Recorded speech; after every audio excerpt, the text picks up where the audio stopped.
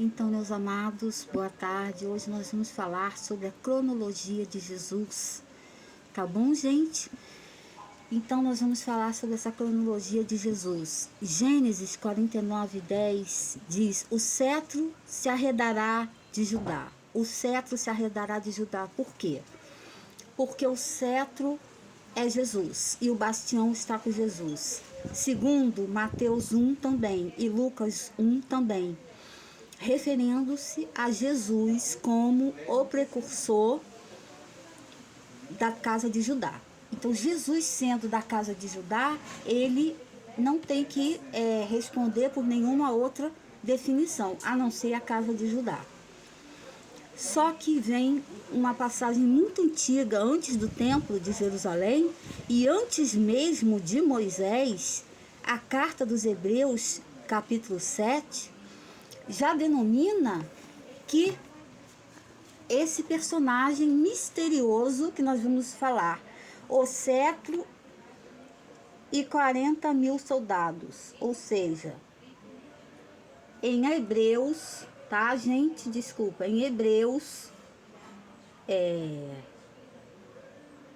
Hebreus 7, tá? Hebreus 7, já está aqui. O sacerdócio de Melquisedeque. Esse Melquisedeque, rei de Salém, sacerdote de Deus Altíssimo, encontrou-se com Abraão quando este voltava da derrota dos reis. Então, o que acontece? Abraão era um militar. Abraão era uma pessoa altamente especializada. Ele não se denominava em nenhum fator aqui. Em Gênesis 14 também aparece isso na Bíblia, que diz que Abraão era um homem preparado de Deus e ele veio no caminho de quem Abraão encontra? Melquisedeque. Melquisedeque, Abraão vem da linhagem, uma linhagem muito antiga, tá? E Judá também. Davi vem da linhagem de Jessé e Abraão, nós vamos falar a linhagem dele. Então, o que acontece? Nessa situação, Abraão se curvou diante, em Gênesis 14, se curva diante a Melquisedeque. Quem seria Melquisedeque? Melquisedeque é um personagem totalmente sem linhagem. Então, Melquisedeque foge à passagem dos levitas, que só os levitas podiam ser sacerdote. Melquisedeque é um sacerdote, mas ele não vem de linhagem de levitas. Então, naquela época, Anrafael, rei de Será, Arriate, no 14º ano, e aí vem essa passagem toda. Melquisedeque abençoa Abraão. Voltando a Abraão da vitória sobre Quedorlaomer e sobre os reis, ele se havia aliado. O rei de Sodoma foi ao seu encontro. Então, Melquisedeque, rei de Salém, sacerdote de Deus Altíssimo. Então, aqui diz, ele é o sacerdote de Deus Altíssimo. Mas nós sabemos quem em o rei Uzias, em Crônicas 26:16, diz que o rei Uzias, que não era sacerdote levita, entrou no templo e acendeu um incenso. E naquele momento que ele acende o incenso, ele pega a lepra. Só os sacerdotes do Deus Altíssimo, dos levitas, da casa de Levi, que é a casa de Abraão, nós estamos falando da descendência de Abraão. Levi,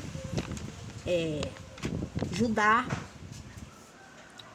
todos eles, José, até José.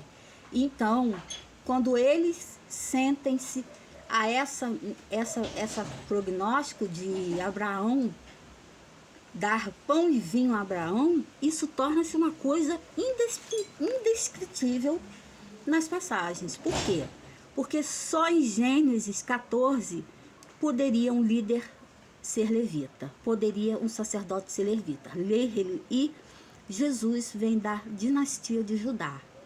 Então, como que Jesus, vindo da dinastia de Judá, do rei Davi, tornou-se, ele é o leão de Judá, tornou-se o sacerdócio, fez o sacerdócio, que um sacerdócio sem ter uma origem cronológica. Abraão enfrenta guerras defende Ló, salva Ló, é um líder militar, é um estrategista. E Melquisedeque procura ele, trazendo pão e vinho, o rei de Salém. Então, ele começa a introduzir, a primeira passagem que Melquisedeque encontra ele, leva o quê? Pão e vinho. Que isso quer dizer o quê? O sacramento. Então, na primeira coisa que Deus oferece a Abraão, Melquisedeque torna-se uma figura enigmática porque ele some. A gente vê o poder dele. Então, quem era este homem para dar pão e vinho? E outra coisa, Abraão dá o dízimo a ele. Quando Abraão dá o dízimo a ele, Abraão dá a ele o poder, a sucessão sobre ele. Quem seria esse homem que Abraão, pai da nação, líder militar, grande estrategista, grande possuidor de verdades, fé inabalável como a de Abraão, nosso pai, ceder a Melquisedeque? Quem seria Melquisedeque?